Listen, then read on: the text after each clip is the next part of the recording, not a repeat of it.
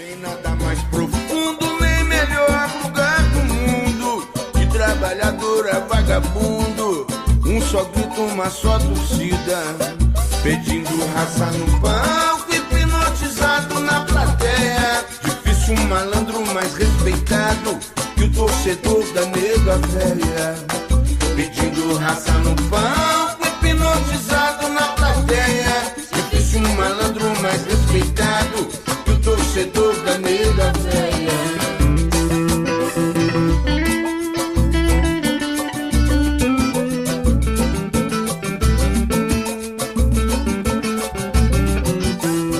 Fala galera, tá começando mais um MacaCast, o podcast da torcida Ponte Pretana, episódio de pré-jogo contra a equipe do Vitória, sexta-feira às 8h30 da noite, no estádio Moisés Lucarelli, jogo válido pela terceira rodada do Brasileirão Série B. A Ponte Preta, que ainda não venceu, ela perdeu na estreia pro América Mineiro e acabou empatando contra o Brasil de Pelotas na última terça-feira por 1-1. Comigo na mesa virtual do MacaCast, o André Salles, o Proco. Tudo bem, André? Fala, Joãozinho. Prazer estar aqui com vocês. E aí, Rogerinho, tranquilo também, meu parceiro? Fala, João. Fala, André. Tudo bem? A expectativa da primeira vitória. Vamos bater um papo. É isso. Antes de falar sobre essa partida, contra a equipe do Vitória, deixa eu agradecer as pessoas que nos apoiaram nesta última semana, no site apoia.se/ajudeomacacast, apoia.se/ajudeomacacast. O Murilo Rei nos ajudou na campanha, muito obrigado ao Murilo Rei. Também o Murilo Gonçalves, um abraço para ti, Murilo Gonçalves, também nos ajudou nesta última semana. Agradeço a todo mundo que nos ajudou com qualquer quantia aí para que nós possamos melhorar a nossa infraestrutura aqui do MacaCast, o podcast da torcida Ponte Pretana. Se você não segue o MacaCast, siga nas redes sociais. No Facebook, no Instagram, no Twitter, é só você pesquisar por MacaCast que você vai achar. Se inscreva também no nosso canal no YouTube, tem um vídeo lá muito legal do aniversário, dos fogos que o Proco gravou da sua sacada, eu gravei do chão, claro, tomando todas as medidas aí de segurança, apesar de ver muitas pessoas que não tomaram essas medidas, mas gravei ali do chão para levar aí para vocês, eu e o Proco, levar aí o que foi essa comemoração. Então tá lá no YouTube, MacaCast tá no Instagram também para você acompanhar. Mandar um abraço antes aqui pro Adrianinho, pro Alexandre Negri, estão sempre na escuta, falei que ia mandar um abraço para eles. Também informar os amigos que o Alisson já está melhorando, já está bem aí do seu caso de Covid, já tá melhor, se recuperando. Então, nós continuamos aqui desejando toda a melhora aí para o Alisson, que já está melhorando da Covid-19 e, se Deus quiser, vai ficar tudo bem com o Alisson. Semana de aniversário, Proco e Rogério, a Ponte acabou empatando com o Brasil de Pelotas e amanhã joga contra o Vitória. E aí, Proco, jogo difícil contra o Vitória, a Ponte que não vence o Vitória há muitos anos, desde 2007 não vence a equipe baiana. Então, Joãozinho, eu até coloquei no Twitter, que é uma infelicidade a Ponte não ter conseguido vencer o jogo contra o Brasil de Pelotas, além de tudo, de tabela, de a gente estar enfrentando um time que não vai jogar o mesmo campeonato que a gente, de ter jogado muito melhor do que o Brasil de Pelotas o jogo inteiro, até fazer o gol e depois por algum motivo se fechar demais, mais do que deveria, doeu bastante e, acima de tudo, por agora enfrentar o Vitória, que me traz alguns pesadelos bem recentes na cabeça, no ano passado a gente perdeu pro Vitória no Majestoso, 2-1, no ano retrasado, não, em 2017, né, a gente acabou sendo rebaixado contra o Vitória também, num episódio trágico da história da Ponte Preta, né, aquela batalha campal toda que se deu depois da dedada do Rodrigo. Então, o Vitória aí me traz alguns pesadelos bem recentes, cara. É complicado. Mas eu queria, inclusive, tirar uma história limpa aqui. Faz tempo que eu não falo com o Rogério. Ô, Rogério, você falou que sempre, todo ano na Série B, tem um time que dispara, né? E que você tava com muita convicção que era a Ponte. E aí, cara? E aí? O que aconteceu? Calma, Proco. 2 rodadas não dizem muita coisa. A minha expectativa ainda é boa. O plantel da Ponte é bom. Agora, vamos ver como é que fica aí a partir de sexta-feira, né? Mas eu tô com a expectativa ainda que a gente consegue chegar em primeiro nesse campeonato. Eu até partilho dessa ideia. Eu também tinha uma expectativa muito boa e continuo com uma expectativa positiva do que esse time pode fazer no campeonato, que é um campeonato super longo, mas é impressionante, né, João? Todo santo ano a Ponte sai correndo atrás do campeonato. O campeonato sai lá na frente, os times que saem os times já candidatos ao acesso já saem ganhando os seus jogos, pontuando, e a Ponte sempre patinando. E contra times aí, é óbvio que perder ponto vale a mesma coisa contra um time lá de baixo do que contra um time lá de cima, mas perder para um time que vai brigar lá em cima com você, jogando como mandante, é um problema, e a Ponte perdeu para o América Mineiro na primeira rodada. Perder pontos que estavam, eu não vou dizer praticamente ganhos, mas estavam bem encaminhados contra o Brasil de Pelotas, que é um time que não vai tirar ponto de muita gente. E a Ponte vai lá em Pelotas e meio que desperdiça um resultado. Eu acho até, se der pra gente falar um pouquinho dessa partida contra o Brasil, porque eu não participei da live, né, depois, eu acho que a Ponte sentiu um pouquinho também o desgaste que a gente não estava acostumado a ver esse time sentir depois da volta da paralisação pela pandemia, porque o time estava muito bem fisicamente, né? E depois de aí alguns jogos em sequência, um jogo no sábado, depois uma viagem que é muito cansativa até Pelotas, um jogo que exigiu muita movimentação da Ponte no primeiro tempo e até aí meados do segundo tempo até encontrar o gol, eu acho que o time sentiu um pouquinho fisicamente, e as alterações do Brigatti, que eu vou ser obrigado a discordar, né, porque ele acabou tirando 2 meias ali do time, a gente perdeu o meio campo, tomou 2 bolas na trave até fatalmente a bola sair também. Acho até que o Ivan poderia ter saído na bola para dar um soco ali, afastar aquela bola lá, mas eu acho que a Ponte sentiu um pouco físico no final do jogo lá em Pelotas. Mas ainda tenho expectativa boa com esse time. Eu vi muita gente também criticando o trabalho do Brigatti já. O Ponte Pretano é 8 ou 80, né, cara? Quando a Ponte ganhou do Santos, ele era o Guardiola, e agora ele já tá sendo muito criticado de novo, que só grita, que não passa instrução direita pro time. Acho que não é nenhum nem outro. O Brigatti é um cara que tá evoluindo, e eu espero que ele tenha algumas soluções. Ele tem uma mão de obra muito boa na mão dele, né, com jogadores qualificados e caros que a Ponte contratou para essa Série B, e ele tem que arrumar algum jeito aí desse time jogar junto, cara, porque realmente alguns jogadores estão fora de posição. O Oyama tá jogando fora de posição, o Camilo ou o João Paulo. No primeiro jogo contra o América foi o Camilo que fez a saída de bola. Nesse jogo contra o Brasil de Pelotas já era o João Paulo que estava um pouquinho mais atrás, o Camilo mais na frente. Tem algumas coisas que precisam ser organizadas, mas também tem outras coisas que dependem dos jogadores, né? Vamos lá, o Camilo não acertou absolutamente nada no jogo contra o Brasil de Pelotas. Nenhuma bola parada ele conseguiu levantar direito, nem escanteio, nem falta, entendeu? Então, depende um pouquinho dos jogadores também entrarem nesse entrosamento entre eles dentro de campo, e também num aspecto técnico melhor, né, de caprichar um pouquinho mais. Eu acho que a Ponte mandou no jogo lá em Pelotas e vai ter toda a oportunidade de mandar no jogo contra o Vitória também.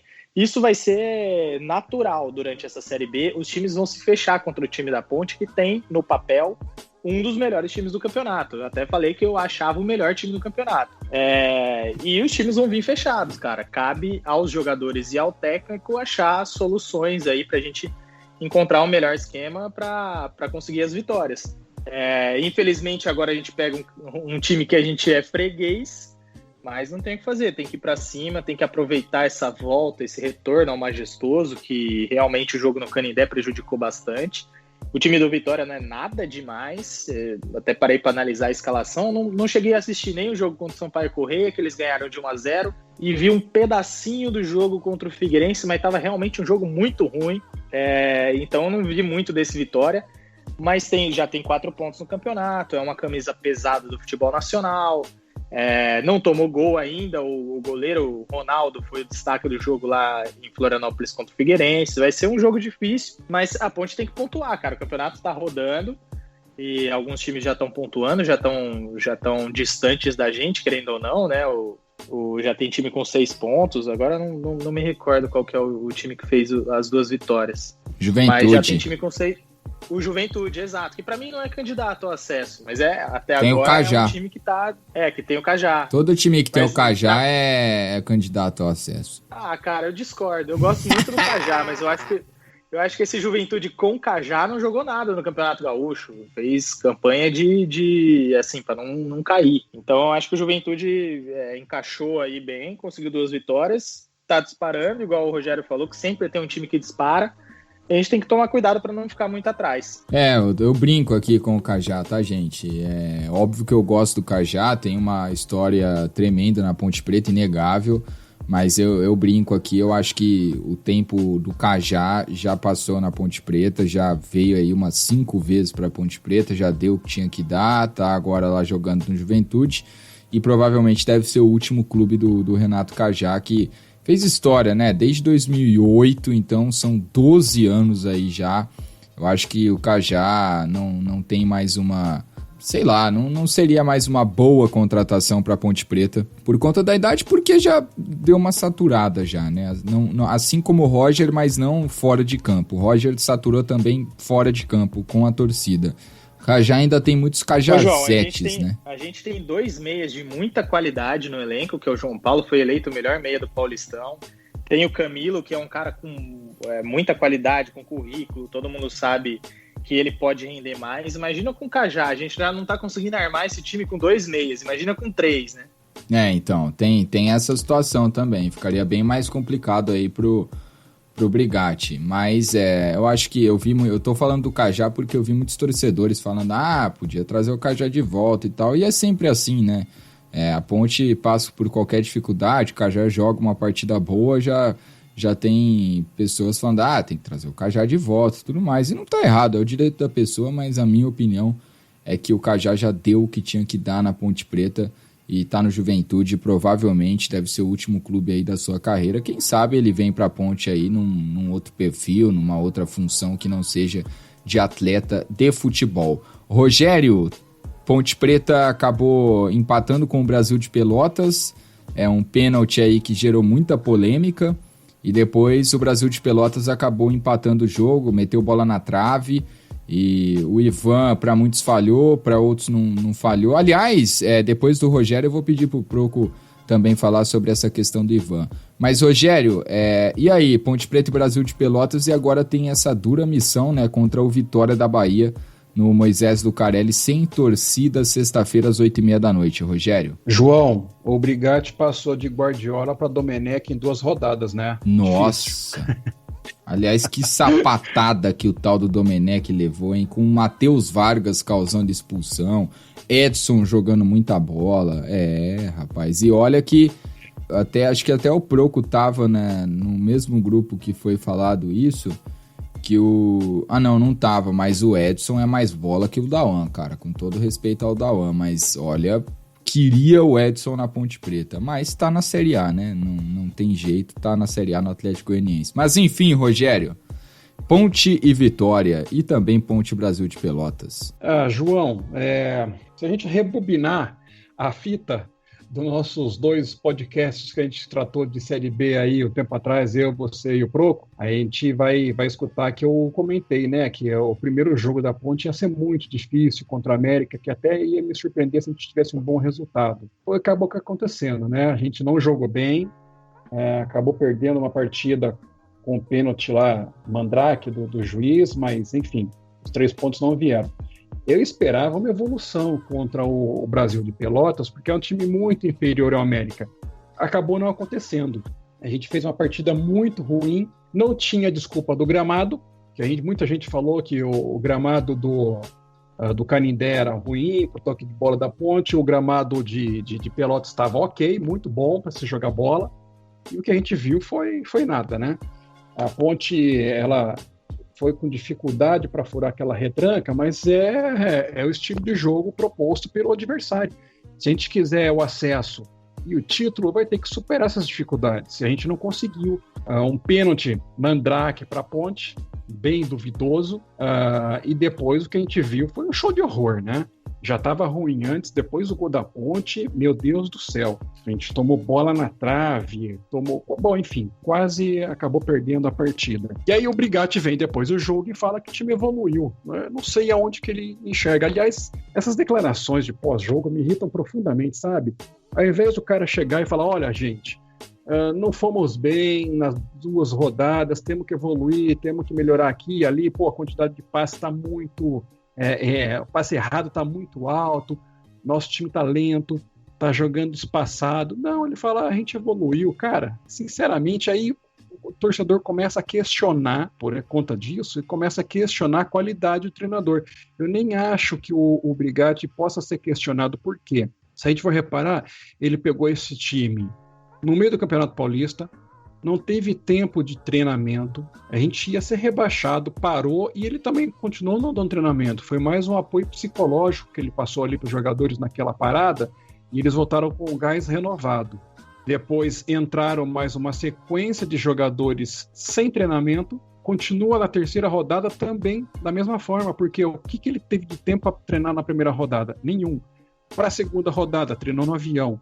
Para a 3ª rodada, vai treinar quando? Ontem, porque hoje é descanso. Vai jogar amanhã, chegou na terça.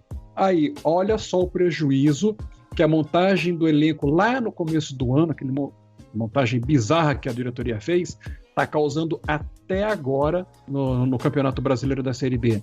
Não teremos tempos de treinamento, não vai dar. O treinamento é jogando.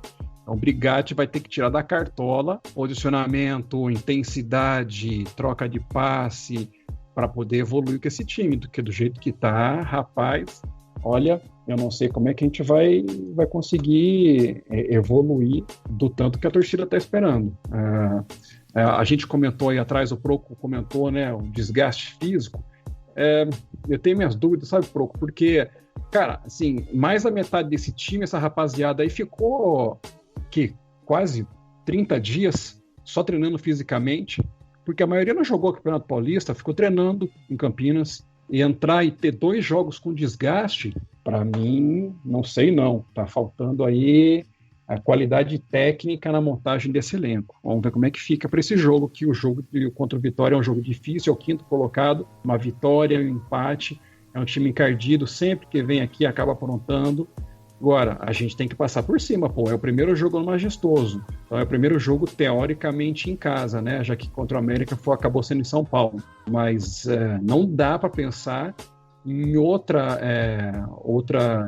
que não seja a vitória, né, porque passar 3 rodadas com 1 ponto vai chamar muita atenção. Ponte Preta, portanto, estreia contra o Vitória, sexta-feira, às 8h30 da noite, no Moisés Lucarelli. Ô, Proco, o jogo contra o Brasil de Pelotas, para encerrar, tu achou que foi falha do Ivan no gol de empate? João, na verdade, eu achei que foi uma falha geral ali da zaga, né? O Ivan incluso aí no pacote, porque ele poderia ter saído e poderia ter socado essa bola para frente sem problema nenhum. Eu acho que o Ivan hesita ainda um pouco nessas saídas de gol, em cruzamento e tal. Normal, é um goleiro muito jovem. Goleiro a gente sabe que amadurece mais tarde do que um jogador de linha. Mas acho que essa bola poderia ser dele. Não sei exatamente. Eu acho até que ele falhou por ele não ter percebido que a bola poderia ser dele e ele ficou na dúvida, porque se ele achasse que não era, se ele tivesse certeza que não era, ele tinha mais condição ali de estar mais preparado para fazer a defesa na hora da cabeçada. Ele ficou na dúvida, tanto que depois da cabeçada ele cai até meio estranho no chão, meio no susto, assim. Mas na verdade foi uma falha geral, cara, porque tava até, enquanto vocês estavam falando, tava até revendo o lance com mais calma, com menos raiva, né? Porque na hora você cega de raiva, eu pelo menos. Pô, ficaram uns 3 jogadores da Ponte ali pelo caminho, na hora da cobrança da falta. Acho que o Dauan, aí tem o Wellington Carvalho, e quem tava marcando mesmo o jogador era o Ryan. E nenhum desses 3 conseguiu chegar nem perto. O cara subiu sozinho para cabecear. O zagueiro, que é um cara alto, que você tem potencial, né, para subir e fazer o gol de cabeça numa bola parada dessa. Essa bola que vem levantada de frente para a zaga, essa é a bola dos sonhos do zagueiro, porque é muito fácil você calcular onde a bola vai e dar a cabeçada para frente, cara. O normal para o zagueiro, o que ele mais teme é a bola que vem cruzada nas costas dele. E aí ele tem que ter a recuperação para afastar a bola. A que vem de frente, na teoria, é a mais fácil. E infelizmente ali, não sei se foi um erro geral de posicionamento, de desatenção. Eu sei que o cara subiu sozinho ali, bota um pouquinho na conta do Ivan, mas não foi só falha dele, não. E aí, Rogério, falha do Ivan, falha geral da zaga. O que tu achou do lance para encerrar esse assunto Brasil de Pelotas? João, concordo com o André, foi uma falha geral. A zaga, tinha um zagueiro, agora eu não sei quem, porque pela imagem não consegui identificar, que estava colado no zagueiro do Brasil de Pelotas. O cara subiu nas costas dele e o nosso, cara, subiu que nem um gilete, deitado, não saiu do chão. Agora, para mim, a falha principal ali daquele lance é do Ivan. Eu até mandei uma mensagem no Instagram dele, não me respondeu, né?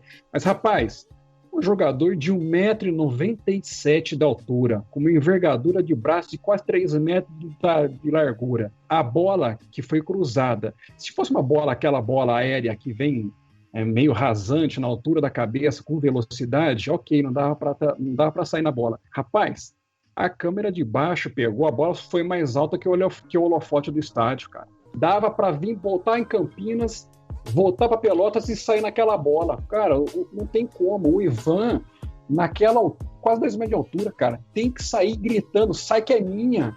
E vai lá em cima e pega a bola, cara, deita no chão e sai jogando. E ficou plantado na linha.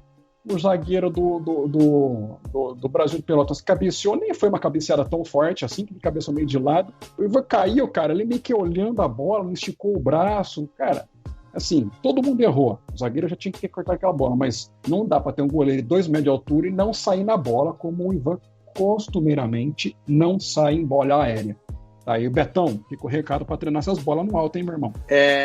Da fala do Rogério, que ele falou do pênalti, eu até, pelo que eu percebi, eu vi que na regra esse tipo de mão na bola não é pênalti e tal. Mas, cara, sinceramente, eu acho que eu daria se eu fosse o árbitro, porque o cara tá com o bração aberto ali, a bola bate em cheio no braço dele. Eu sei que provavelmente não foi intencional, mas ele tá abrindo ali o tamanho do corpo dele, né, com o bração aberto dentro da área, e a bola bate no braço dele. O que eu achei irregular do pênalti aí, sem dúvida, é na hora da cobrança, né, porque o João Paulo parece que vai dividir a bola com o Bruno Rodrigues para ver quem chuta, quem cobra o pênalti. Ali deveria ter mandado voltar. Mas teve um lance que, para mim, é capital do jogo, que é a bola do Bruno Rodrigues, que ele acaba perdendo o gol. E eu lembrei muito desse lance ontem no gol que o Neymar perdeu, né? Eu acho até que o lance do Neymar estava mais difícil, foi em velocidade. O Bruno teve a bola ali, cara a cara com o goleiro saiu bem do gol e tal, fechou o ângulo, mas ele chutou para fora, desperdiçou uma ótima jogada criada pelo Oyama pelo meio, porque o Oyama tem que jogar pelo meio, não tem que jogar aberto, ele não é ponta, ele é primeiro volante, e o Oyama fez uma puta jogada ali, botou o Bruno Rodrigues na cara do gol e ele perdeu. Esse lance foi, eu acho, que assim, 5 minutos, se muito, antes do gol de empate. Ainda teve uma bola na trave e logo depois o gol de empate.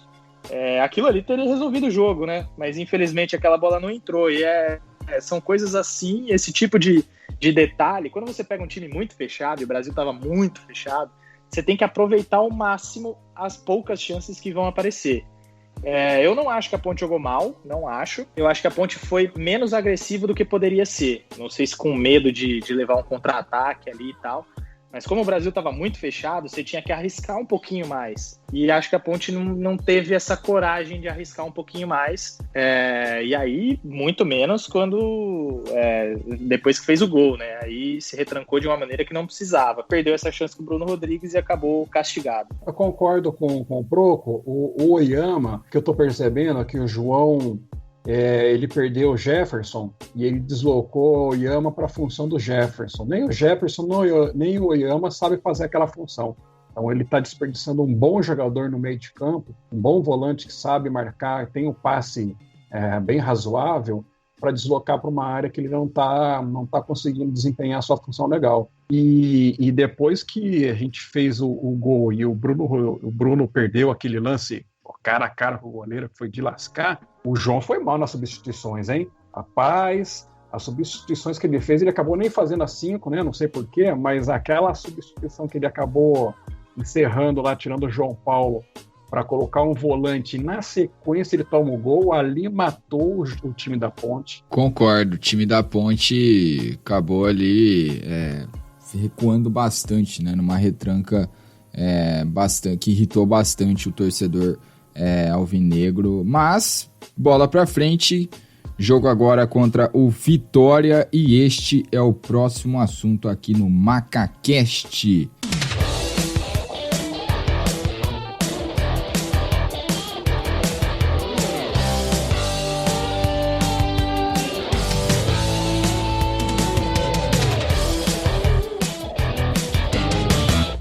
Aliás, agradecendo as pessoas que mandaram aí suas mensagens, né, nas nossas redes sociais, principalmente no Instagram, macacast_oficial.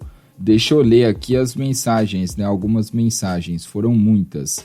Eu vou começar pela que chegou primeiro, que foi a do Nicolas. Fala, João, parabéns pelo projeto e pelo trabalho do MacaCast. Sempre escuto a caminho do trabalho ou na volta. Muito sucesso. Só aproveitar e deixar a minha opinião. Show de bola esse último pós-jogo. Só discordo um pouquinho da opinião do Ian. Acredito que o Brigatti ainda precisa evoluir para dirigir a Ponte. Falta tática, falta padrão e vejo que o Brigatti ainda possui uma dificuldade para fazer a leitura do jogo. Vale lembrar que perdemos o derby por conta disso e isso ficou ainda mais evidente contra o Brasil de Pelotas. O tempo foi curto, mas tivemos tempo para treinar principalmente os atletas recém-chegados. Falta organização, plano tático e isso é a mão do treinador. Gramado ruim é o que mais vamos enfrentar nessa Série B. Como um bom pontepretano, espero estar errado sobre o Brigatti. Abraço e pra cima, Dali Negavéia. É o Nicolas mandando aqui a sua mensagem. Também o Caetano Simões. Queria saber se vocês têm informações sobre Osman e Matheus Peixoto. Vão poder jogar? E aí, Proco? Joãozinho, sobre o primeiro comentário do nosso amigo ouvinte aí, tem uma coisa que eu acho muito importante a gente ter em mente, que é sobre o Brigatti e a comissão técnica dele. Tem muita gente, mas é um preconceito em geral, achando que o Brigatti é o cara que berra na beira do gramado e dentro do vestiário, e esse é o trabalho dele como treinador. E não é bem assim, né? A gente pode até questionar algumas das decisões dele, de armação tática dele, coisa e tal, mas ele não é só o cara que berra, ele tem alguns trabalhos interessantes e o principal deles, o Sampaio Corrêa no ano passado, né, que ele conseguiu acesso. Se o Sampaio Corrêa está disputando a Série B com a gente esse ano é muito por conta do trabalho do Brigatti, mas é uma coisa interessante que a gente tem que falar sobre a comissão técnica dele, é que ele tem pessoas que manjam muito de futebol e até imagino que mais do que ele, porque são caras que estudam mais, se prepararam um pouco mais do que o Brigatti, que o Brigatti parece ser o cara que tem o grupo na mão, que tem o psicológico dos atletas ali que ele sabe fazer muito bem, e a parte tática também em segundo plano, mas não menos importante. E ele tem o Basílio Amaral como uma peça fundamental, que é um dos estudiosos do futebol aí, que é um cara que promete muito, é muito promissor. E você pode também questionar algumas coisas do Basílio, como eu questiono, por exemplo, as alterações no derby, eu ouvi dizer, também não sei se me falaram aí, mas não sei se é exatamente a verdade, que as alterações, ou principalmente a alteração da entrada do Apodi, foi uma decisão do Basílio. Então são coisas também que, o tal do Domenech aí tava do lado do Guardiola o tempo inteiro e comete erro, velho. Esse erro todo mundo vai cometer. Deixa eu dar um depoimento. Não sei se vocês repararam mas eu também fiquei de orelha em pé com o Basílio, porque na transmissão do jogo contra o Brasil de Pelotas, se você pegar alguns minutinhos antes da substituição que o Brigatti fez sacando o João Paulo, Basílio estava lá do lado dele de pé conversando, os dois na beira do gramado, e pouco tempo depois ele vai lá, saca João Paulo e mete um volante. Não sei não, viu, se esse erro fatal... Esse erro fatal do derby não se repetiu mais uma vez no último jogo. Exatamente, Rogério. É justamente disso que eu queria falar. Nada, e pelo que eu tenho percebido, absolutamente nada passa dentro de campo ou na armação do time que seja simplesmente só do Brigatti. Tudo passa pelo Basílio, e o Brigatti confia muito no Basílio e imagino que vice-versa ali, porque um trabalha muito próximo do outro. E essas decisões são baseadas em gente que entende, que sabe muito de futebol, que estuda bastante futebol, não é só gritaria. Então era isso que eu queria falar, erros são cometidos, foi cometido no derby, eu achei que foi errado as decisões, seja foi quem teve essa decisão, se foi o Brigatti ou o Basílio no jogo de terça-feira. O que eu acho mais também importante a gente pontuar é que algumas alterações ficaram na mão ali e não foram feitas, né? De 5 a Ponte usou 2 alterações, isso você tem que aproveitar, você tem que botar o pessoal para jogar, principalmente depois que tomou o gol ali, eu sei que foi aos 40 minutos, mas tinha tempo para fazer alguma coisa. Mas é uma coisa que a gente tem que entender. Conhecimento de futebol tem, erros vão acontecer e acho que aconteceram. Mas é uma coisa que também a gente tem que ter um pouquinho de paciência, não vai ser trocando técnico agora que vai resolver tudo, muito pelo contrário, imagina caindo um técnico aqui ainda novo para conhecer o time, que já está desentrosado, problemão que não vai ser. Então dá para ter um pouquinho mais de paciência e confiar um pouquinho mais no trabalho dele e dos jogadores que também estão devendo um pouco, igual eu falei no meu primeiro comentário. Sobre Osman e Matheus Peixoto, eu acho que o Matheus Peixoto é mais questão de documentação, né? Se ele tiver no bid, ele vai pro jogo. Ele estava jogando, né, no Bragantino Red Bull lá normalmente, e o Osman ele não tinha ido para esses 2 jogos por opção da comissão técnica e do Juvenilson, que tinha pedido mais um tempinho para botar ele em ordem aí fisicamente, para ele voltar, a hora que ele voltasse depois dessas 2 rodadas, com plenas condições físicas. Imagino que ainda não vai estar 100% para jogar 90 minutos, mas o Osman está disponível aí para jogar, assim como o Luizão também tinha sentido dores e tal.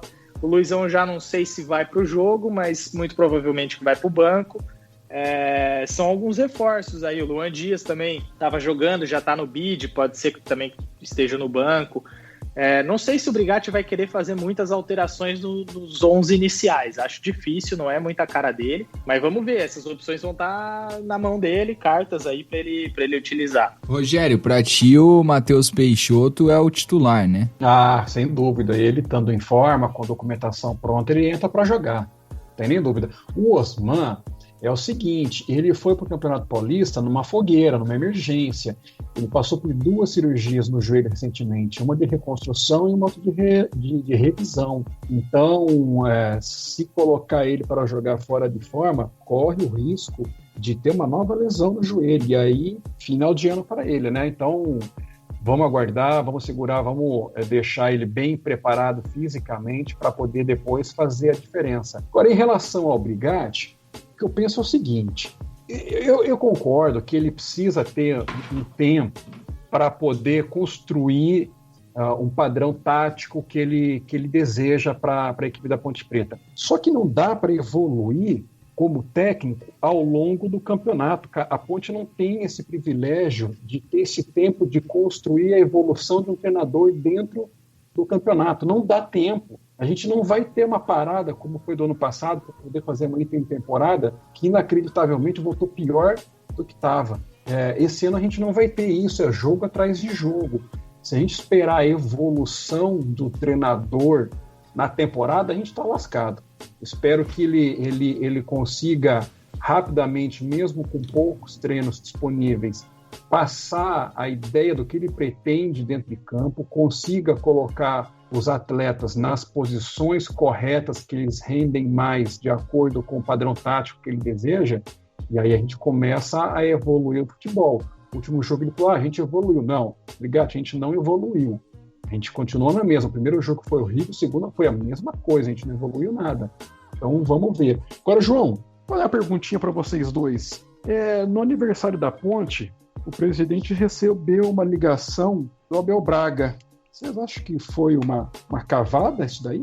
Ah, rapaz, o que teve de gente falando isso aí, Rogério do céu.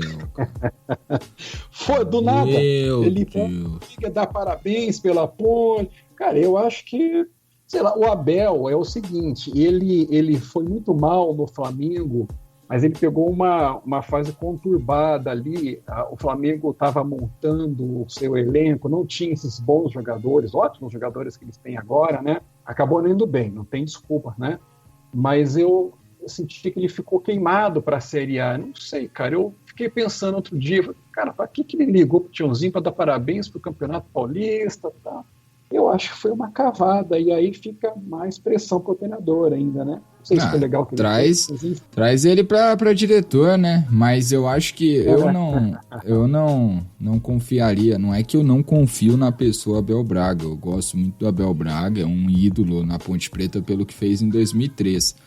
Mas eu não sei se, infelizmente, né? Eu não sei se a intenção seja utilizar a Ponte por amor ou como escada para voltar ao cenário do futebol, né? Não, é uma visão que eu seria tenho. Marcada. Eu acho que é mais como escada. Mas, João, eu ainda confio no Brigatti, eu quero que ele permaneça, eu quero muito que ele tenha sucesso. Pô, você imagina a gente ser campeão, que seja o acesso para a Série B com o Brigatti, cara, como treinador, ia ser muito legal para a Ponte, para o próprio Brigatti, para a carreira dele. Eu, cara, assim, eu defendo muito o nosso treinador. Mas ele precisa mostrar a evolução. A gente não vai ter tempo de ficar esperando 10 rodadas para ver o que vai acontecer. O nosso resultado tem que ser imediato. É o que o Proco falou no começo. Time que vai chegar já começa de cara ganhando ponto. Não é o nosso caso. Correr atrás depois com um jogo atrás do outro é complicado. Mas um detalhezinho rapidinho para eu poder encerrar. Vocês lembram que a gente comentou que a Série B é um jogo atrás do outro e vai precisar de muito elenco, muito jogador? Repara, quantos jogadores saíram da Ponte Preta até agora? Só o Roger. Alguém lembra que a gente tem um zagueiro chamado Kleber no elenco? É verdade. E ganha um dos salários mais altos, se eu não me engano. Então, você imagina como é que pro Brigatti a gente está com mais de 30 atletas, cara. Não existe isso. Como é que o Brigatti faz para fazer um treinamento com 30 atletas no plantel? Cara, eu não me conformo ainda, de novo, com a montagem do nosso elenco nesse começo de ano. Meu Deus do céu, tá difícil. O Matheus Cremonese, me perdoa, viu, Matheus? Você é um dos caras que eu mais dou risada no Twitter. Eu só não aguento mais a Ponte fazer gol e recuar inteira, ainda mais contra o todo-poderoso Brasil de Pelotas. Simplesmente não faz sentido, sempre critiquei o Brigatti por isso. Acho um técnico ultrapassado que parece que entra em campo pensando em não perder ao invés de ganhar. É foda. E parabéns para vocês pelo trampo. Valeu, Matheus, um abraço. Brian Vieira. É claro que jogar contra o Brasil fechado daquele jeito não é fácil, mas achei que o time ainda não consegue ser criativo nas jogadas. Precisa de mais tempo para entrosar e se organizar melhor defensivamente. Aquelas 2 bolas na trave não foram à toa. O Brian Vieira. Valeu, Brian, pela mensagem. O Rafael Tauil. O que espero? Vitória. Só que nossa, pelo amor, velho. Dali. É isso, Rafael. Tá lá na Holanda, sempre escuta a gente aqui no MacaCast. Um abraço pro Rafael. Fiquei decepcionado, é o Pedro Diniz. Ficou decepcionado com o time nessas primeiras rodadas, porque lembrou mais o time de antes da parada do que o após a volta. A vontade do time de tocar e rodar a bola, que teve nos últimos jogos do Paulista, principalmente contra o Santos, não apareceu nos 2 jogos. Acho que isso se deve ao desentrosamento, já que metade do time foi alterado, e espero que nos próximos jogos se entrose e engrene. O Gustavo Pereira, espero que o Brigatti seja audacioso e coloque o time para frente. O Rafael Verginelli, Regressão, essa é a palavra que define o que houve no início da Série B. O Brigatti demorou 10 rodadas, mais a quarentena, para encontrar um time minimamente ideal. Quando retomou, o Paulista encaixou e aí começa a Série B, ele muda tudo e começa a inventar. Não entendo. A torcida da Ponte, pelo visto aqui, pelo menos na temperatura das mensagens que recebemos, essas foram algumas, não dá para ler todas, obviamente, mas pelo visto aqui, a galera não tá nada satisfeita com o Brigatti, alguns falando que é entrosamento, outros não concordam mesmo com o Brigatti. Mandar um abraço aqui pro John, da torcida jovem, sempre escuta aqui o Macacast também, falou que adorou o episódio com a Aranha e com o Claudinho. O John que vai falar no Macacast, hein? Aguardem. Diga! João, você tava falando aí da temperatura da torcida, né? Cara, como isso tá tudo muito relacionado a resultado, né? Vou fazer um comparativo aqui. O time que a Ponte entrou para jogar contra o Mirassol, se você botar esse time do lado do time que entrou para jogar contra o Brasil de Pelotas, esse time novo da Ponte é muito mais qualificado, é muito melhor. Eu acho até que ele jogou melhor contra o Brasil de Pelotas do que jogou contra o Mirassol. Também tomamos um sufoco ali do Mirassol, principalmente no primeiro tempo, mas saiu com resultado positivo, colocou a bola na casinha lá e não tomou gol. Tem muito a ver com o resultado, cara. Se naquela bola ali o Ivan tivesse saído e dado um soco, tava tudo ok. Mas infelizmente não tá saindo o resultado e é isso que eu venho frisando e é uma coisa super importante para ter na cabeça no jogo contra o Vitória. É resultado acima de desempenho nesse momento. A Ponte tem que pontuar. Conseguiu um pontinho lá em Pelotas, mas foi mais perdendo 2 pontos do que somando 1 ponto. Poderia ter somado 1 ponto contra o América Mineiro e o João Paulo não botou a bola para dentro. É isso que me incomoda. Tudo bem que esse time tá em reconstrução, né? A gente já falou o quanto que é errado a gente ter que reconstruir times durante a temporada, mas é o que tem para hoje, é o que está acontecendo, e apesar da reconstrução, do time não estar entrosado, das coisas não estarem acontecendo imediatamente, eu também acho que não vão acontecer, nada é um estalo de dedo, ainda mais o futebol, o resultado tem que vir. Você tem que ter um nível de concentração para não tomar um gol ali naquela bola parada. E é isso que tem que ter contra o Vitória, por mais que não seja o melhor time jogando, tocando bola, não sei se com 80% de posse de bola, dando 20 chutes a gol, não interessa, tem que ganhar o jogo, senão a gente vai ficar para trás no campeonato. Uma verdade, né? A Ponte sempre, todo santo ano a Ponte faz isso, como disse o Proco no Twitter, todo santo ano a Ponte Preta perde pontos no começo do campeonato, é algo assim incrível de verdade. Mas, né, enfim, fazer o quê? Tem que se recuperar aí de alguma maneira. Ô, Rogério, Ponte Preta e Vitória. Ponte Preta joga no estádio Moisés Zucarelli. Vi algumas imagens do gramado. Parece estar muito bonito, né? Não sei se a Ponte Preta vai usar o efeito de torcida, né? Colocar na caixa de som lá a torcida. Deve colocar. Mas, que aí, Rogério? O que você espera aí desse jogo aí contra o Vitória? Um jogo que a Ponte Preta não ganha faz tempo, mas que precisa aí buscar aí os primeiros 3 pontos, né, de uma vitória aí na competição. A primeira vitória contra o Vitória, Rogério. João, antes eu queria fazer uma correção, não foi só o Roger que saiu, teve o Jefferson também, né? O Jefferson saiu. E entre outros, né, Matheus Anderson aí também. A gente sente tanta falta dele que nem lembrei. Mas, pois é. Mas eu gosto do Jefferson. Eu adoro. Bom, depende do gosto, né? Eu acho ele foda. Depois do jogo contra o Palmeiras, rapaz, adorei. Ele gosta da Ponte, tudo bem, ok, mas, cara, a gente tem que pensar no futuro, né? Na qualidade do elenco. Ô, João, sobre o jogo agora contra o Vitória, eu espero que a Ponte consiga imprimir mais velocidade nas suas jogadas. Contra o Brasil de Pelotas e contra o América, o que a gente via era uma lentidão muito grande. Se você for reparar, o Ivan, quando ele dá a saída de bola, ele abre para um ou outro lateral, ou um ou outro zagueiro. Ele dificilmente está saindo dando chutão, o que é saudável isso. Mas aí ele sai para um lateral, esse lateral roda para um zagueiro, o outro zagueiro joga para o seu companheiro, joga para outro lateral, tenta avançar, não consegue, volta ao jogo e fica rodando ali atrás. Cara, é muito lento e a gente tem que imprimir mais velocidade, tentar fazer triangulações ali próximo da intermediária adversária para abrir espaço e rodar essa bola, jogar para o outro lado, e a gente não está fazendo isso. Não temos tempo para treinar. Espero que o João, com base da conversa, consiga dar um pouco mais de qualidade. Vai ser um jogo difícil, mas, cara, não tem como não trazer os 3 pontos do Majestoso. É obrigação essa vitória. Infelizmente, né, na terceira rodada a gente fala em obrigação de vitória, mas é a realidade. Se a gente não quiser ficar apertado na frente, é bom começar a pensar em vitórias a partir de agora, urgente. E sobre brigade, João, é o que a gente lembra do Aranha, né? Amor e ódio, né? Acabou o paulista no amor.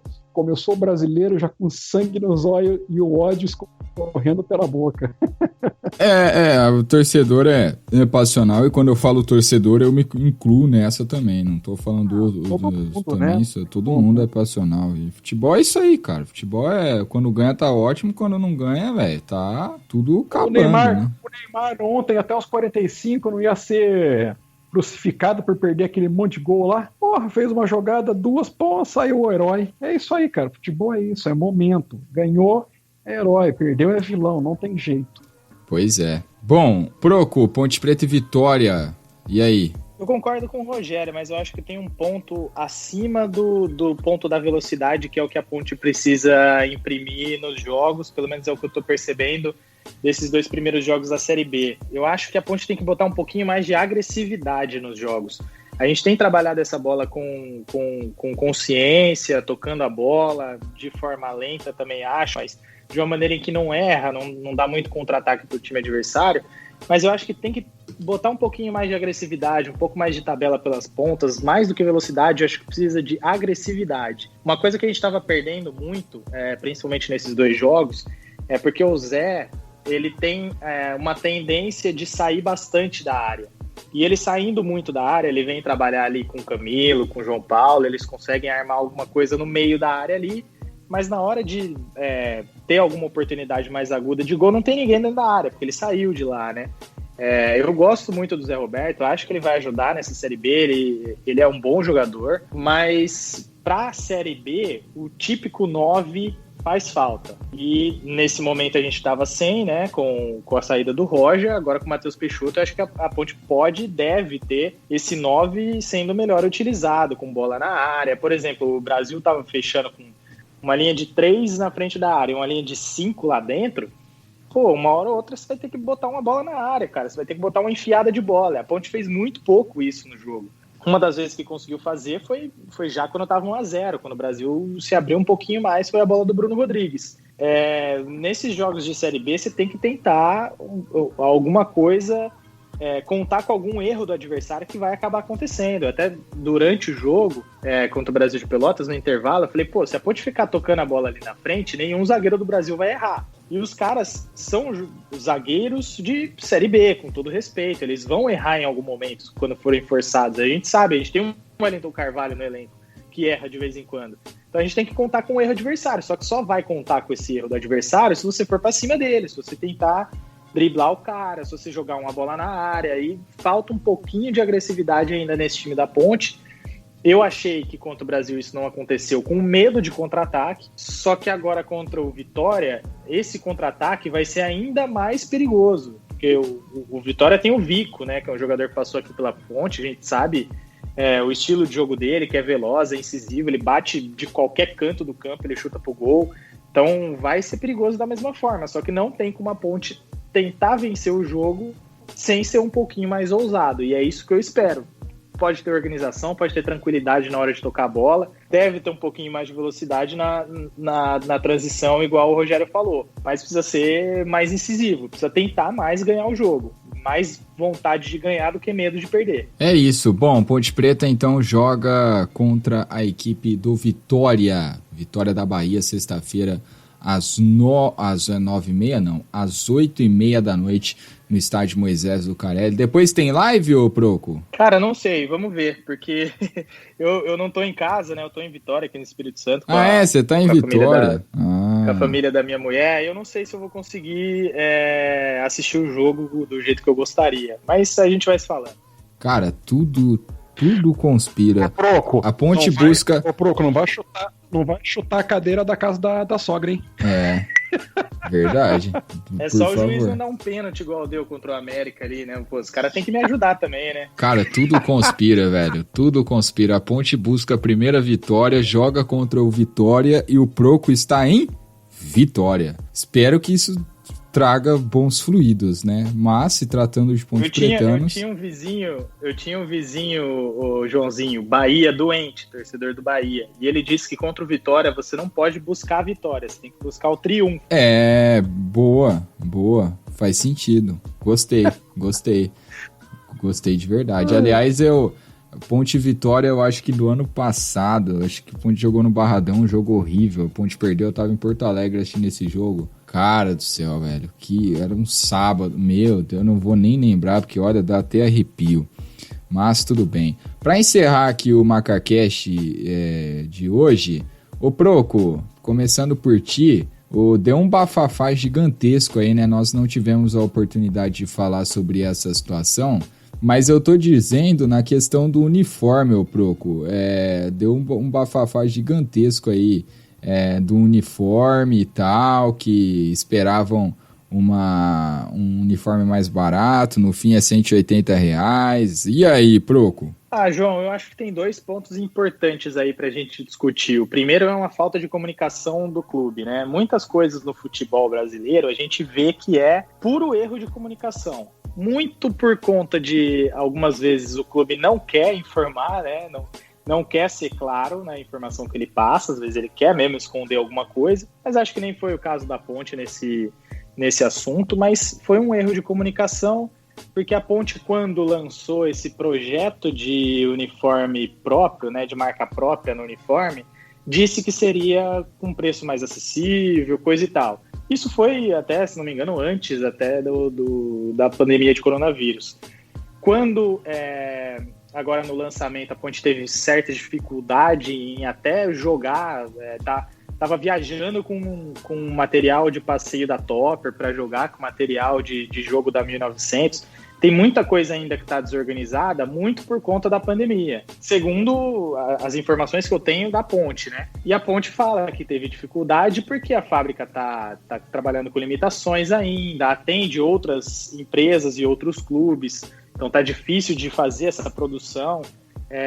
Disseram que o provável é que tenha essa linha. Eles não conseguem nem prometer que tenha essa linha de pequeno custo, porque não sabem como é que as coisas vão ficar, né?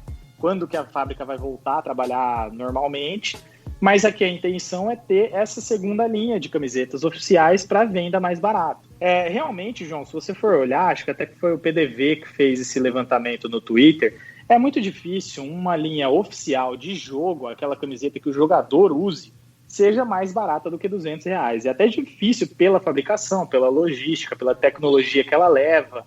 É muito difícil que isso aconteça. Eu acho que a Ponte não informou isso direito ao torcedor. E alguns torcedores também se aproveitam disso para reclamar, né? O torcedor da Ponte adora ter algum motivo para reclamar. E encontrou esse motivo de reclamação de estar pagando R$200, era 189 com a promoção, né? Que vai acabar sendo o mesmo valor para TC10 depois, quando sair da promoção de pré-venda. Mas realmente, acho que foi um erro de comunicação e um erro de interpretação também do torcedor, de entender que essa camiseta de jogo dificilmente vai ser mais barato que isso. Qualquer lugar do mundo, aí, com qualquer clube, você não vai encontrar. Proco, parabéns, concordo 100% com o que você disse, cara. Problema de falha de comunicação.